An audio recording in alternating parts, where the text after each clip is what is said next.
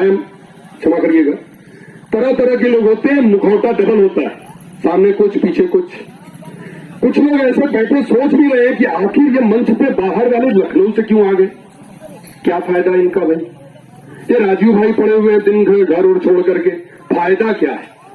तो भाई देखो फायदा ये डिब्बा में है, ये उठा के इनको दे देंगे, यही फायदा है इनकी, यही कमाई है इनकी। अब आप जितना दे दीजिए इनका हो जाएगा, क्यों मैम, सही है ना। अरे मूर्खता वाली चीजें छोड़ दो, सामाजिक बन जाओ, सामाजिक। और इस सामाजिक बनने में सबका भला है, क्योंकि एक एक को बचपन में पढ़ाया गया था कि अगर अलग अलग लकड़ी है तो तोड़ी जा सकती है, लेकिन एक साथ गट्ठर है तो उसको तोड़ना मुश्किल। तो समाज में आइए, और ऐसे में एक सामाजिक कार्यकर्ता का नाम देते हैं मिस रूबीना जी। आइए, आपका हार्दिक हार्दिक स्वागत है, जोरदार ताली के साथ। अच्छा, हम जब तक नहीं कहेंगे तब तक नहीं बजेगी। अरे एक जोरदार ताली के साथ जब किसी को भी आमंत्रित करते हैं तो एक बढ़िया स्वागत करिए। सभी को जिंदाबाद, आवाज दो, आवाज दो। साथियों, जैसे कि हम सुन रहे थे और देख रहे थे बैठ के कि आप लोग 18 दिन से यहाँ पर लगातार बैठे हुए हैं और अपनी जमीन के लिए लगातार उसके लिए लड़ रहे हैं आप। और आप बहुत सारे लोग कह रहे हैं ना कि सरकार तक आवाज नहीं जा रही है या प्रशासन तक आवाज नहीं जा रही है। तो जैसे आप लोग बता रहे हैं ना कि 2-4 दिन पहले या रात से लोग आते हैं, जमीन नापते हैं, सरकार प्रशासन से आते हैं, मारते पीटते, तो वो उनकी तक आवाज पहुंची है, वो जान चुके हैं कि आप यहाँ पर बैठे हुए हैं, है ना। ऐसा नहीं कि वो नहीं जाने कि आप यहीं बैठे हुए हैं। दिन में वो आपसे आंख नहीं लगा पाते हैं क्योंकि वो चोरी सच में कर रहे हैं आपकी जमीन छीनकर, ठीक है। वो आपसे आंख नहीं लगा पा रहे हैं, नहीं सामना कर पा रहे हैं, इसलिए वो रात में आते हैं जमीन नापने के लिए। क्योंकि दिन भर तो आप यहाँ पर दिन में है ना, इतना सारा घर का काम, औरतों के ऊपर कितनी जिम्मेदारियां हैं भाई। हम तो मानते हैं पुरुष से ज्यादा जिम्मेदारियां हैं, है ना।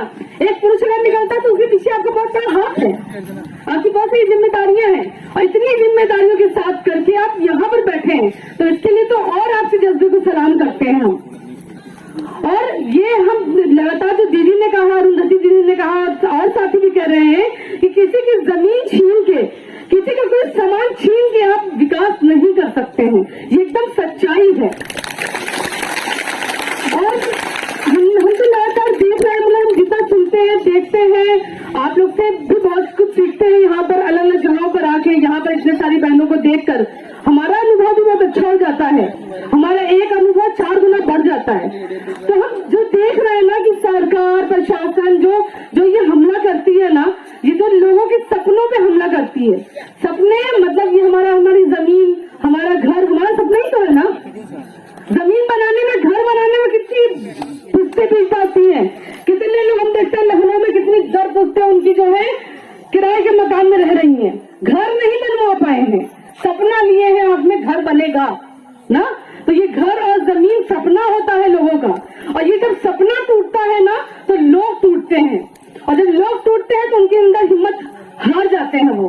पर ये सपना आप टूटते हुए देख रहे हैं, पर आपके अंदर इतनी सारी हिम्मत है, आप यहाँ सब बैठे हैं, तो ये बहुत बड़ी बात है। और इसी हिम्मत के साथ आप लड़िएगा और आपकी जमीन कोई नहीं छीन पाएगा।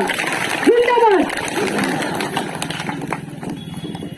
बहुत ही अनुभव मिला, ऐसे में समाज से आई हुई ये कार्यकर्ती, इस तरह के बहुत सारे वाकये होते हैं। लेकिन मैंने जैसे कहा कि सपने, तो हमारे मोदी जी ने भी कहा कि हमारा भी सपना है। अब किसका सपना कितना बड़ा ये भी देखना है। तो आप अपने सपने को पहले देखे थे ना, तो जिसने पहले सपना देखा वो अपना सपना पूरा करेगा। मोदी जी का सपना बाद का है, इसलिए वो टूटेगा। तो सपने देखने की बात आती है, सपने बहुत बड़े बड़े देखे भी जा सकते हैं, लेकिन सपने देखने के लिए मटेरियल चाहिए, जो मटेरियल मेरा है, मेरा जेन्युइन है ये। और ऐसे में हम इस सपने को बिखरने ही नहीं देंगे। ऐसे में हमारे बीच में बहुत ऐसे लोग उपस्थित हैं, सामाजिक कार्यकर्ता की तरफ से ही हम चाहेंगे कि एक नाम रितु जी हमारी आवाज सुन रही है तो एक जोरदार ताली रितु जी के लिए। आवाज दो, आवाज दो। जिंदाबाद सभी साथियों को। और सभी रीति रिवाज हर चीज में औरत भले ही पीछे हो, पर जब आंदोलन की सबसे बड़ी खूबसूरती ये होती है कि इतनी औरतें और आगे बढ़ के बैठी हुई हैं। तो एक तो जोरदार ताली आप सबके लिए।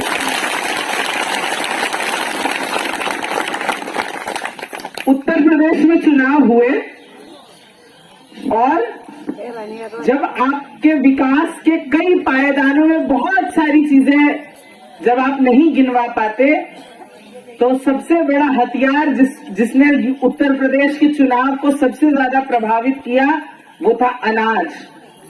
हमने आपको अनाज दिया, वोट तो देना पड़ेगा, ऐसे मांगेगा वोट, है ना। तो प्रधानमंत्री जी ने अपने भाषण में क्या बोला था कि आपने नमक खाया है तो नमक हरामी नहीं कर सकते। तो अब आप बोलेंगे कि तुमने हमारा दाल खाया है, चावल खाया है, हमने उगाया है, तो तुम नमक हरामी करोगे हमारे साथ। प्रधानमंत्री तो नहीं उगाते कि खेती करते हैं 8-8 घंटे में, 6 बार सूट को बदलते हैं। अब खेती करते तो हमने नहीं देखा। आपने देखा है क्या? कोई हमारे दूसरे मंत्री जी को आपने देखा है खेती हल चलाते हुए? नहीं। तो हम नेता का दिया हुआ नहीं खाते। हमारे पेट में, हमारे ऊपर किसी नेता का कोई कर्जा नहीं है, वो हमारे कर्जदार है। हमारे टैक्स के पैसों से, हमारे पैसों से, हमारी मेहनत से वो पलते हैं। आप उनसे नहीं पलते, वो हमसे पलते हैं। तो उनके पेट में हमारा नमक है, हमारे पेट में उनका नमक नहीं है।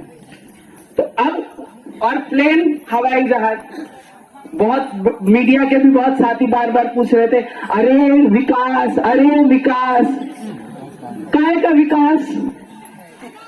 प्राथमिक विद्यालय में बच्चे बाहर बैठे हैं, पंखा नहीं है।